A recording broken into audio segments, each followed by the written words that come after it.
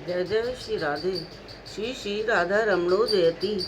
भजनिताई गौ राधे श्याम। जप हरे कृष्ण राम। चरित सुधा। श्री श्रीमद राधा रमण चरण दास देव बाबा जी महाशय। बड़े बाबा का जीवन चरित्र। मूल बंगला संपादक प्रकाशक श्री रामदास बाबा जी।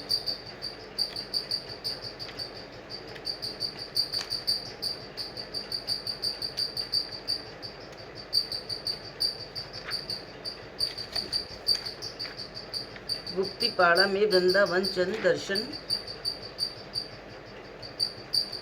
एक भक्त ने पूछा, प्रभु, इस महामोहाच्छन्न दुख में संसार में रहकर किस प्रकार भगवान को प्राप्त कर सकते हैं? बाबा, संसार केवल दुखमय ही नहीं है, इसमें सुख दुख दोनों ही हैं। व्यवहार दोष से कभी सुखमय और कभी दुखमय प्रतीत होता है। भक्त, संसारी लोग जिसे सुख कहते हैं वो तो क्षणिक होता है, इसलिए उसे सुख न कहकर दुख ही कहना ठीक जान पड़ता है। बाबा, गृहस्थ आश्रम शिक्षा क्षेत्र है। इसे ब्रह्मचर्य, वानप्रस्थ और भिक्षु इन तीनों आश्रमों का पालन होता है, इसलिए शास्त्रों ने इसे दूसरे आश्रमों के पिता माता के समान कहा है। शास्त्रानुमोदित पंथानुसार व्यवहार करने से इस आश्रम में भगवान को प्राप्त करना जितना सहज उतना आश्रमों में नहीं। ध्रुव, प्रहलाद, अम्बरीश, मीराबाई, कर्माबाई इत्यादि सभी तो गृहस्थ थे, उन्हें क्या भगवत प्राप्ति नहीं हुई? शुक, नारद आदि भी उस गृहस्थ आश्रम की लालसा रखते हैं जिसमें रहकर व्रत गोपिकाओं ने श्री कृष्ण को प्राप्त किया था। हाँ, इतना अवश्य है कि केवल गृहस्थ आश्रम भगवत प्राप्ति का साधन नहीं है। भगवत प्राप्ति में बाधक या साधक तो अपना आचरण होता है। भक्त, गृहस्थ आश्रम में विधि पूर्वक रहने के क्या नियम हैं? माता पिता की सेवा, अतिथि सत्कार, परोपकार, सत्य प्रतिपालन, दृढ़ प्रतिज्ञा, इष्ट निष्ठा, देवता ब्राह्मण और वैष्णव की सेवा, निर्हेतुक दान, संतोष, विषयों में अनासक्ति, सुख दुख में भगवत कृपा का अनुभव करना, भगवत दास दासी समझ स्त्री पुत्र आदि का प्रतिपालन करना इत्यादि को शास्त्रकारों ने गृहस्थों के लिए मुख्य कर्तव्य बताया है। गृहस्थ को अपनी संपत्ति के 4 भाग कर उनमें से एक देवता ब्राह्मण और अतिथि की सेवा के लिए, 2 सांसारिक व्यय निर्वाह और संचय के लिए और बाकी अपने लिए रखना चाहिए। इस बाकी अंश को संचय के लिए न रखकर केवल तीर्थ, पर्यटन, परोपकार, निर्हेतुक दान प्रभृति नित्य परमार्थ के लिए व्यय करना चाहिए। केवल अर्थ के ही 4 भाग करने हों सो नहीं, व्यवहारिक जगत के प्रत्येक वस्तु के इसी प्रकार भाग करने चाहिए। दिन रात में जो 8 प्रहर होते हैं उन्हें 4 भागों में बांटकर 2 भाग अर्थात 4 प्रहर संसारिक कार्यों में, 2 प्रहर सत्संग में और परोपकार आदि में और बाकी 2 प्रहर अपने परमार्थ साधन में लगाने चाहिए। इसके विरुद्ध आचरण करने से हम भगवत नियमों का उल्लंघन कर अपराध के भागी होंगे और नाना प्रकार के दुख भोग करेंगे। विचार करके देखो कि हमारे जीवन में कितना भ्रम है। हम सवेरे से संध्या तक संसार के निमित्त कितना परिश्रम करते हैं। इसके पश्चात रात्रि के प्रथमार्ध को जो परोपकार आदि के लिए निर्दिष्ट है, हम पर निंदा, पर चर्चा और नाच गाने आमोद प्रमोद में व्यतीत करते हैं।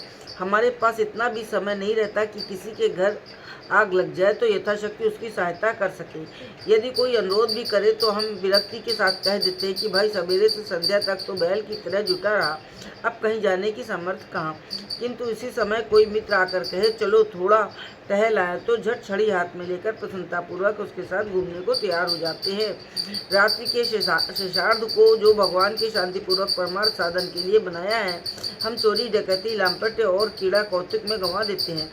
यदि किसी प्रकार का योग न मिले तो निद्रा में ही समय काट देते हैं, क्योंकि ये तो हमारा अपना समय है। इसके लिए किसी को क्या आपत्ति हो सकती है?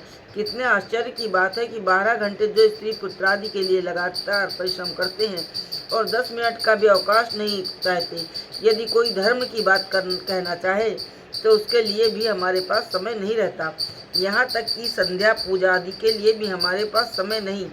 परमार्थ के लिए परम करुणामय भगवान के चरणारविंद में मन लगाने का जो समय है, उसे व्यर्थ व्यय करने में हमें तनिक भी संकोच नहीं होता। अपने सुख के लिए दूसरे का सर्वस्व लूटने के लिए तैयार रहते हैं। अपनी देह की पुष्टि के लिए दूसरे के प्राण लेने में भी आनंद का अनुभव करते हैं। अपने पुरुष देह के क्षण मात्र के इंद्रिय सुख के लिए पर स्त्री का सतीत्व लूटने में अपनी स्त्री देह की इंद्रिय परितप्ति के लिए जिस किसी भी उपाय से निष्किंचन परम योगी महापुरुष की परमार्थ संपत्ति लूटने में हमारा हृदय तनिक भी कुंठित नहीं होता, ऐसे व्यक्ति के लिए संसार सुखमय कैसे हो सकता है। बाबा, सुख और दुख, ग्रही उदासी, धनी दरिद्र, पंडित मूर्ख, कुलीन अकुलीन, स्त्री पुरुष व बालक वृद्ध का विचार नहीं करती। सभी के ऊपर इनका समान अधिकार है। सुख दुख मानसिक वृत्तियां हैं। गृहस्थ या उदासी चाहे कोई भी आश्रम क्यों न हो, आश्रमोचित कर्तव्य पालन करने से ही सुख मिलता है। चिर दरिद्र सुदामा, विप्र, विदुर, श्रीवास और केला बेचने वाले श्रीधर के सुख का कभी क्षय नहीं हुआ। उनके आनंद की दिन प्रतिदिन वृद्धि होती रही और दुर्योधन, कंस, शिशुपाल इत्यादि का सुख क्षण स्थायी रहा। सारांश ये है कि अपने को भगवत दास मानकर और ये समझकर कि हम उनकी आज्ञा पालन करने ही संसार में आए हैं और आज्ञा का पालन कर चले जाएंगे, फलाफल के भागी वही होंगे। जीवन व्यतीत करें तो सुख दुख की कोई संभावना नहीं रहती। इस प्रकार के अनासक्त संसारी व्यक्ति प्रातः काल उठकर भगवान से प्रार्थना करते हैं। लोकेश चैतन्यमयाधिदेव श्रीनाथ विश्वम्बर दीनबंधु प्रातः समुत्थाय तो प्रियार्थ संसार यात्राम नुवर्तयिष्ये, और सोते समय निजकृत कर्मों का फलाफल भगवत चरणों में अर्पित कर देते हैं।